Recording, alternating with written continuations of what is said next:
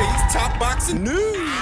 Okay, we'll start with this. Another look at this weekend's super bantamweight title fight between Jamie Mercado of Mexico, the champion, and Ramla Ali of the UK, the challenger. What does Ramla have to do to win this fight? With 3 days out. My previous video, we talked about Jamie Mercado, her characteristics as a fighter, at least based on recent memory, recent fights. She may have started out as a bit of a brawler, but these days, she's more of a boxer. That plays into Ramla's hands. So Ramla is a few years older than Jamie Mercado, and she's a few fights greener than Jamie Mercado. That, as a professional, Jamie's got more experience, more fights, more rounds in the bank, a more robust resume in every way than Ramla Ali, so how can Ramla hope to win? Styles make fights. Between Ramla's long and limber physical dimensions, because she's a wiry super bantamweight. Light on her feet, good snap on her punches, good speed. Movement. Irrespective of what Jamie Mercado wants to do in the fight, Ramla has to keep it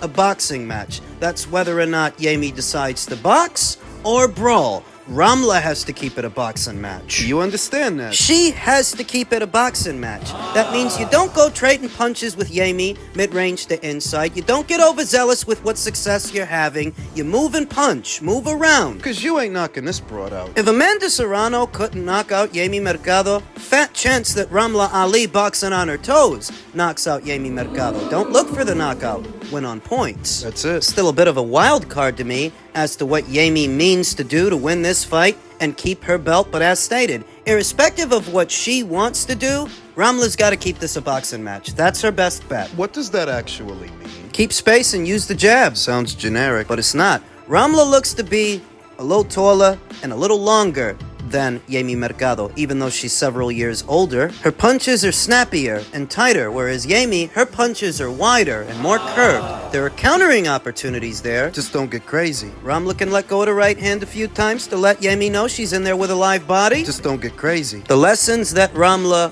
would have learned from the Julissa Guzman fight. Don't get overzealous, that just because you can get off 3 or 4 punches doesn't mean you should. Just because you can trade punches on the inside doesn't mean you should. Don't get crazy. No, Jamie's more experienced. She swings a lot wider than Ramla Ali. So you're going to want to bend at the waist and knees. You're going to want to bob under those sweeping hooks and those looping punches. Bob and weave. Defense from Ramla Ali wins her this fight. Defense and efficiency, accuracy. That this is the fight where you might want to be a finesse fighting kind of fighter. That's the ticket. For this fight it is, especially if Jamie Mercado fancies herself a boxer. This is where Ramla's amateur pedigree would service her best. You want to box? We can box. In a word, what Ramla has to do to win this fight is box. Straight punches down the middle and stay off the line. Don't give her a clear target. Or a stationary target. If you're in the pocket, do what you gotta do and get out of there quick, because that's where you don't want to be. Keep it moving. A lot of the success that Jamie has been having is because she's been making herself a moving target against her opponents. Give her a taste of her own medicine. Nobody likes their own medicine. It's frustrating for a fighter. Got opponent, can't get a shot off because they keep moving around, keep putting distance between themselves and you. It's frustrating. Frustrate Jamie. The way she likes to frustrate her opponents. It's not a foregone conclusion that Ramla Ali wins this fight, because even though Jamie Mercado is the youngest reigning champion at this weight, she's also the longest reigning champion at this weight. So she's actually a lot more experienced than most other fighters. Yes. And most other champions at the weight. Yes. But if Ramla can stay on her toes, keep her wits about her, protect herself at all times, and be economic, peck away at Jamie Mercado, she can win a points decision. Keep it a boxing match. Elsewhere in the world of boxing, Devon Haney targets a Ryan Garcia rematch. He claims he will make his rival pay. Is that possible? Could a rematch happen? Absolutely. The entire controversy centered around the first fight, Ryan Garcia's doping case, just everything that's come from that. It lends itself to a rematch. Haney clarified that he and Garcia are not friends, emphasizing his desire for a second fight. He will pay for what he did inside and outside of the ring, and he also emphasized the importance of stringent drug testing, which he feels has financially impacted him. The whole situation has costed me money, Haney lamented. I would love for my next fight to be against Ryan Garcia if everything is right, discussing the potential timeline. When would a rematch happen? Haney dismissed dismissed the idea of waiting until April of next year, considering Garcia's one-year suspension by the New York State Athletic Commission.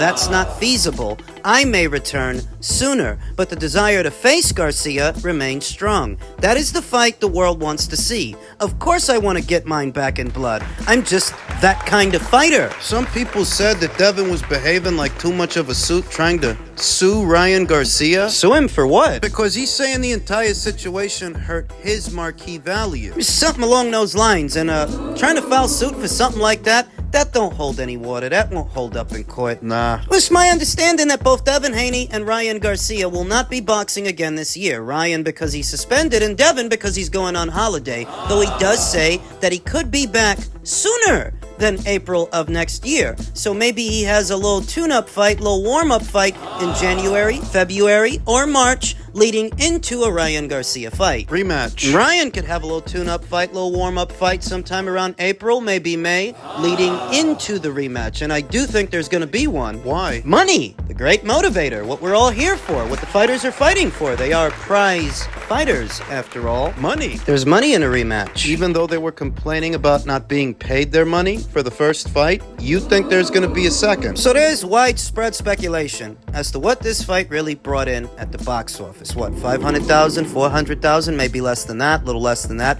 What did it actually do? Whatever it did, the rematch will do more than that. The best example of that and how controversy helps sell a sequel is Wilder vs. Fury 1 and Wilder vs. Fury 2. So Wilder vs. Fury 1 sold about 300,000, just north of 300,000 pay-per-view buys, but it ended in controversy because some people felt that Tyson Fury should have been counted out.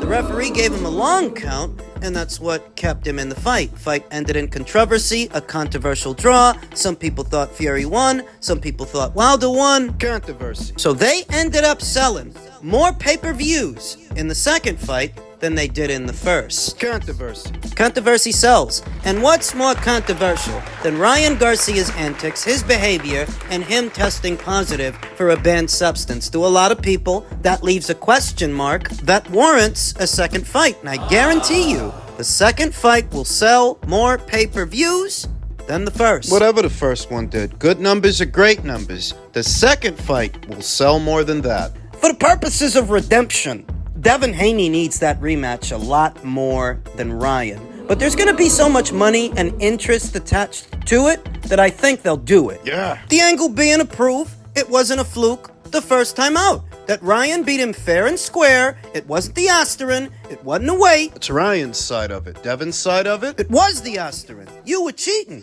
It was the weight. We agreed on 140. I boiled down to 140. I weakened myself. You don't. At the last minute, you decide you're going to come in 3 pounds over. There's an angle on both sides to sell a second fight. Who wins? Don't play the fence. Rematches are often won by the fighter who can learn from the first fight and the fighter who can change, irrespective of what happened in the first fight. Rematches are often won by the fighter who can make adjustments. And I think that's Devon more than Ryan. I think Ryan took Devon by surprise. Devon by surprise? He shocked the world. I think he took the whole world by surprise. So when Ryan Garcia landed that clean left hook that rattled Devon Haney's cage in the very first round, you saw Devon start to come forward, marching forward. He wanted to get his lick back, and that took him out of his element. So suddenly, the normally defensively minded, cerebral fighter starts trying to walk the other guy down, walking forward, and in effect, walking into left hook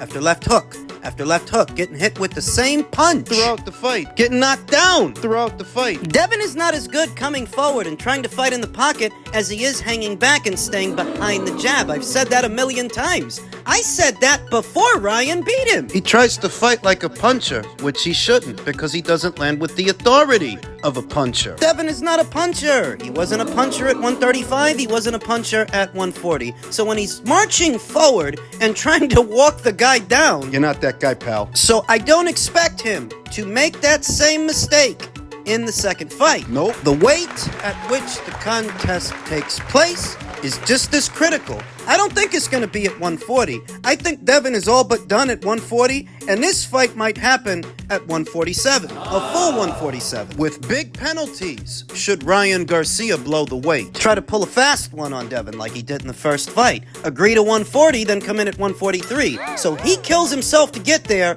and you don't. The old switcheroo. These things matter, as well as how Ryan Garcia spends the duration of his suspension. Because I don't think for a second he's going to spend it in the gym, grafting and training and getting better, working on things. He's going to spend it drinking and eating. And gambling. And trolling on social media. That's what I think he's about to do for the next 10 months. Well, Devon is going to spend that time obsessing about a rematch, how to win it, where it all went wrong. People won't let him live it down. They haven't stopped trolling him yet. They're fueling his fire, his desire to win a second fight. And because they can both make so much money, I think there is going to be one sometime next year. Maybe in the summer, maybe in the fall. But I do think it goes down. And you don't need a belt to sell it. It's not about a title. It's not about a belt.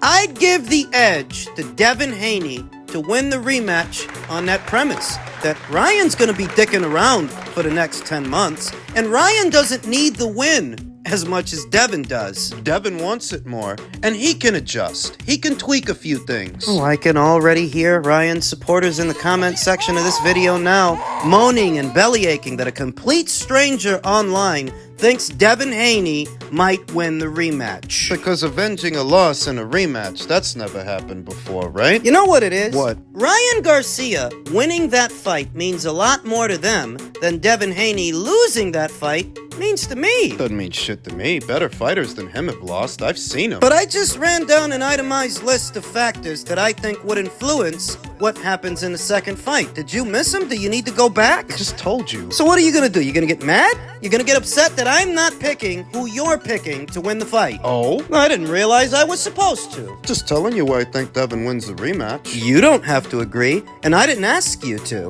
Just telling you what I think. And if you want to know what I think, and you're here, so I'll assume that you do, yeah, if there's a second fight, I think Devon wins it.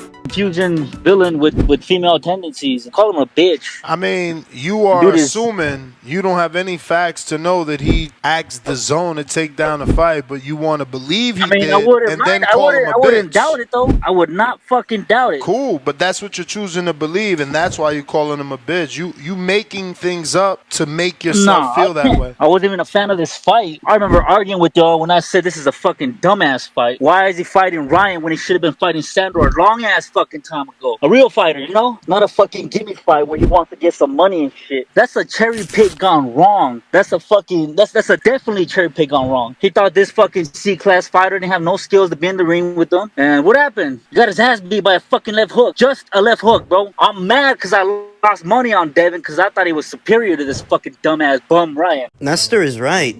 This guy's just taking whatever he heard, running with it, and basing his emotions off of that with no oversight as to whether it's true or not. That Devon Haney asked DAZN to take the fight down from their platform, down from their social media.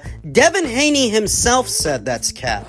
Devon Haney himself said that's made up. So now ask yourself, is anybody going to take back all the stuff they said about Devon Haney based on that rumor? Are they going to take it all back? Absolutely not. And I don't expect them to, because people these days are childish and immature like that. Slaves to their own emotions. You ran with a rumor. You didn't stop to think whether it's true or not. You didn't stop to investigate it. You just heard it, and because you heard it, that was good enough? What if that kind of rationale, what if that kind of school of thought was used on you? Somebody hears something about you, something that ain't true. You wouldn't want people saying things about you based on something that isn't true, would you? This guy jerks off the old He-Man episodes.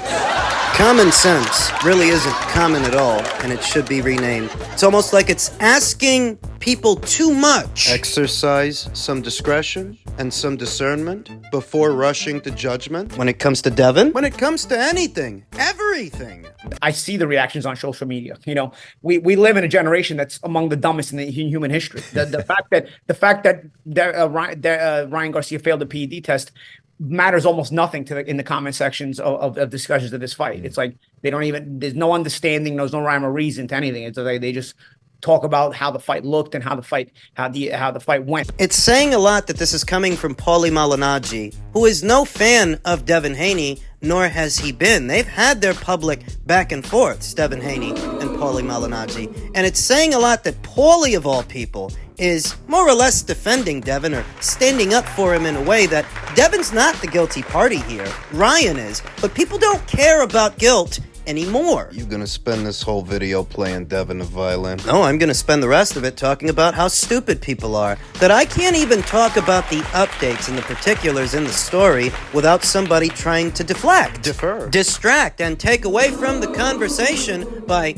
bringing up Victor Conti's past and his associations to Vada as if that has anything to do with Ryan's official explanation. Which was? The asterin came from his supplements. His contaminated supplements. I can't do a video about the particulars of Ryan Garcia's suspension and what we might be able to expect moving forward without someone trying to move the goalpost and change the conversation to accommodate their own personal preferences when we're not here for what you prefer. We're talking about a specific subject, so you should stick to it or fuck off. It's not about defending Devon. It's that you're a bunch of dumbasses. So I talked about in my previous video how Julio Cesar Martinez just got popped for a banned substance, and no virtuous army rushed to his defense, questioning everything like they're doing with Ryan. The same with Erica Cruz, WBA Super Bantamweight champion. She just got popped too. Where's the outrage? They don't keep the same energy for every fighter that tests positive for a banned substance, alluding to elaborate conspiracy theories and nefarious schemes, plots, agenda. Oh, you don't have an active imagination when it comes to them, huh? Sounds like you're a hypocrite. It's hypocrisy because you're trying very hard to convince people of something, but you don't try this hard for anybody else. With anybody else? It's easy for you to accept that Julio tested positive for a banned substance and Erica too and several other fighters, and you don't bat a fucking eyelash. Popped hot for a banned substance, now he's been suspended for several years.